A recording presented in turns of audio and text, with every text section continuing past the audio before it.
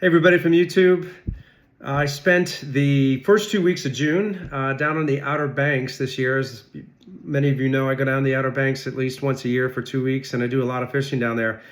If you're not aware of this, in the winter, they had a big winter kill-off of the speckled trout. Their winter down there was so bad, it killed off a ton of the speckled trout, unfortunately. So the speckled trout fishing was terrible. In fact, fishing from April probably to the first 2 weeks of June on the Sound side was horrible. Everybody was talking about it, and I got down there, and it was tough. You're not catching much of anything. You might be catching, a little tiny croaker or a spot or whatever, but the fishing was challenging. There's no doubt about it. But I'll tell you one thing that I did notice, and sometimes, I encourage anybody when you're fishing is to have situation awareness, right? To kind of take a look at what's going on around you, right? And what I noticed there was still a lot of bait on the Sound side, and you could watch a lot of times these bait coming out of the water, and I'm talking about mullet that are like this big jumping out of the water. So there's big predators that are pushing or chasing those bait, and that's probably either large drum or large bluefish, which was definitely the case. So you kind of have you watching this, I'm watching this going on, and I thought to myself, okay, maybe instead of just casting with a grub like I usually do, I'm going to try something a little different, which is going to be trolling. You don't see a lot of people trolling on the Sound side. I'm kind of one of those weirdos in a kayak who likes to troll, but it can be incredibly productive. And this year, it absolutely was a strategy that worked really, really well. And also, like I said, if you have live scope, you'll see these large schools of bait fish swimming around, and you'll actually notice these large predators actually driving through the bait fish. The challenge with this is you're competing with the bait fish, right? So if you're gonna fish in that kind of environment, whatever lure or whatever live bait you're using is going to compete with the bait fish. That's challenge number one. Challenge number two is these predators move so fast. They move so fast through the water, right? They just don't, like a largemouth bass, they don't sit in one place. They move really fast. And so trying to keep up with them and trying to target them can be really challenging. So one way to deal with that is with trolling, okay? And what trolling allows you to do, it allows you to cover a lot of area very, very quickly. And so that worked really well for me. Like I said, worked really well. What does that mean? Well, I caught a bunch of blues, right? I missed a couple of giant blues. And when I say giants, I'm talking about huge blues. The reason I lost is they tore my monofilament leader right in half. I lost the giant Red Bull drum because I was using a 10-year-old reel with 10-year-old line on it. That was my fault. But I did catch a lot of puppy drum. I caught a lot of mid-sized blues trolling. It was a lot of fun. And I caught the largest Red Bull ever in my life. That was close to 40 inches, and it was 20 pounds. So it was really special. And that's basically the video at the end of this, where I'm going to show you the 10-minute fight that I had with this giant red drum to bring him into the kayak. It was pretty cool. But anyways, so what was I using in terms of equipment? Well, the rigs I use are two basic things, right? You have a bluefish rig. Now, I like the bluefish rigs for trolling because it has a wire, the ones that have a wire thing that goes through a finger mullet, right? So when that bluefish bites it, it's not going to, snap your line or break your line or cut your line. And I also like to use the bluefish rigs with a float, right? And that float allows that to get that finger mullet up off the bottom. And that's what I like to use in terms of when I troll for bluefish, but you can catch big drum on that kind of rig as well. And once again, the bait is finger mullet. You get frozen finger mullet. You can get them in the stores down there pretty much anywhere, and that makes a pretty effective bait to troll with, because the fish aren't going to know that it's actually dead, right? I mean, because you're moving it through the water. The other thing that I use is a popping cork. Okay, if you ever seen these popping corks, it looks like something like this. And what I basically do is I have one bluefish rig, I have one popping cork set up, and both of them have their advantages. For the bluefish, typically what I like to do is I like to troll along the bridges. You know, if you can find a bridge down there, you can troll along the bridges. And a lot of times those bluefish will wait in an ambush type situation. Like, you know, I'm trying to show you a photo here of AI generated photo of kind of what it looks like. They'll hang around these pilings and they'll ambush these mullet as they come by trolling. And I caught a bunch of bluefish that way. And then the popping cork really is great for drum. But you can catch bluefish that way as well, right? Where you, you know, they'll hit that popping cork as well, but you got to make sure you have a monofilament leader on that popping cork. So, so like I said, the popping cork is great because you let it drift behind the boat and you kind of hit it a couple times. And what that popping noise will do, it'll bring the predators to you, right? So in other words, they're going to hear that sound and they're going to come your direction, right? So it sets out that sound wave like an injured fish. So the popping cork definitely has advantages. The other advantage is you can roll it over grass beds. You know, a lot of times the drum will be in those grass beds, especially if you have grass beds near deeper water. That's where you're going to find some of these red bulls that were still up in the sound side. And also, you can get, like I said, you can catch bluefish on the popping cork as well. But it's two ways to kind of present your bait. Now, in terms of trolling speed, you don't have to go real fast, right? I would encourage you to go 0.5 to 1.5 miles an hour. You don't have to go super fast. It allows kind of a slower presentation, and that worked really effective for me. So, anyways, yeah, if you never tried trolling, you might want to try it if the fishing is tough. And like I said, caught a bunch of blues, caught a bunch of puppy drum, missed a couple giants, but I did catch, actually on my birthday, the largest red bull drum I've ever got in my life. So anyways, here's the proof, here's the video. Enjoy, and thanks for watching.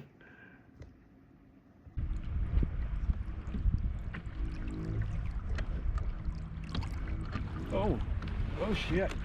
Oh, hold on. Oh boy, hold on.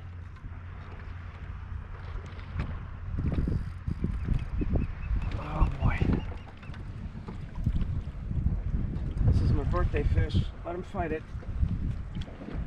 Fight it.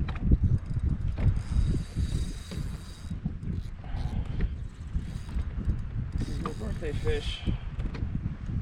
My birthday fish, folks.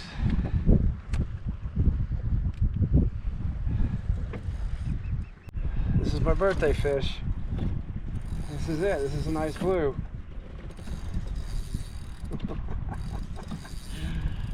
Oh, this is my birthday fish, man. This is a nice one. Oh yeah.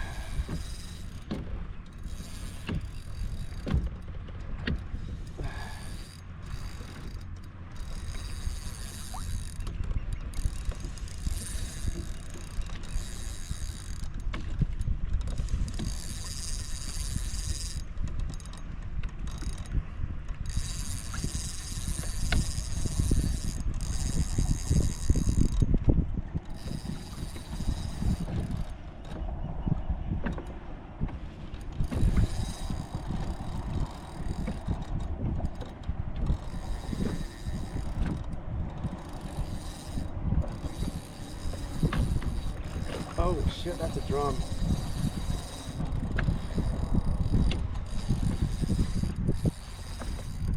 That's a big ass drum.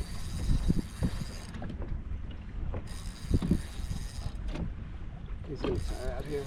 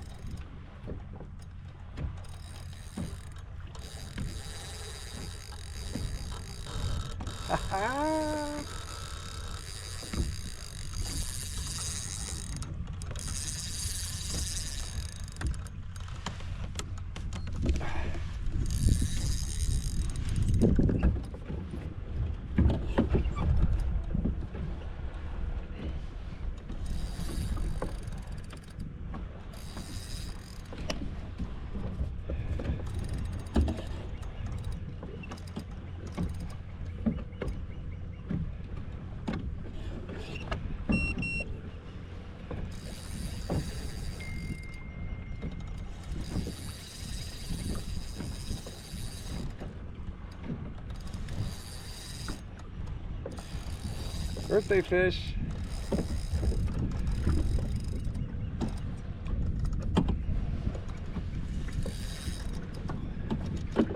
This is, I think, what they call a Red Bull, if I'm not mistaken.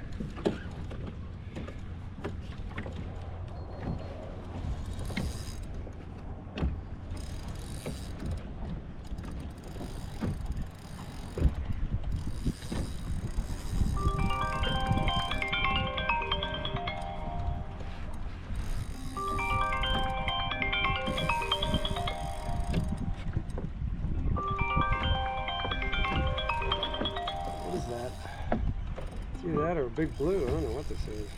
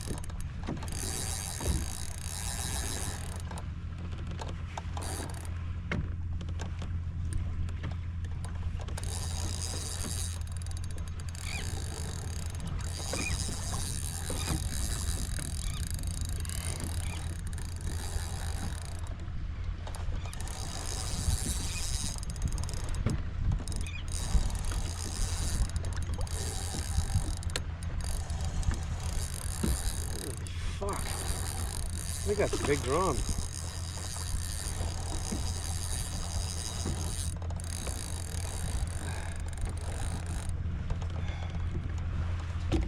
Why some bitch just doesn't want to come in?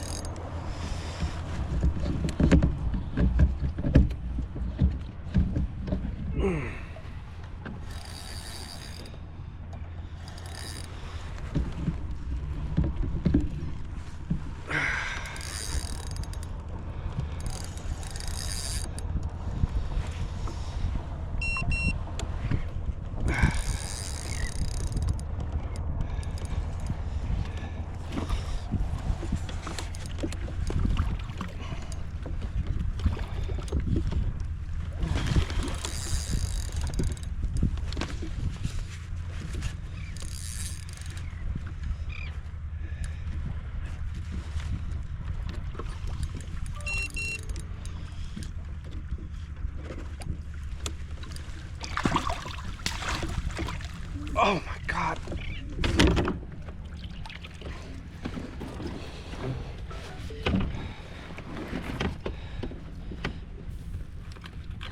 I gotcha.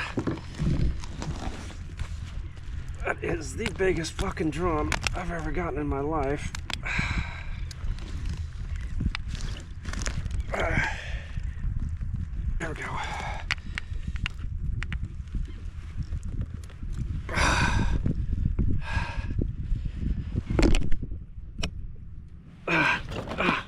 Look at that. Gonna need better than that, folks.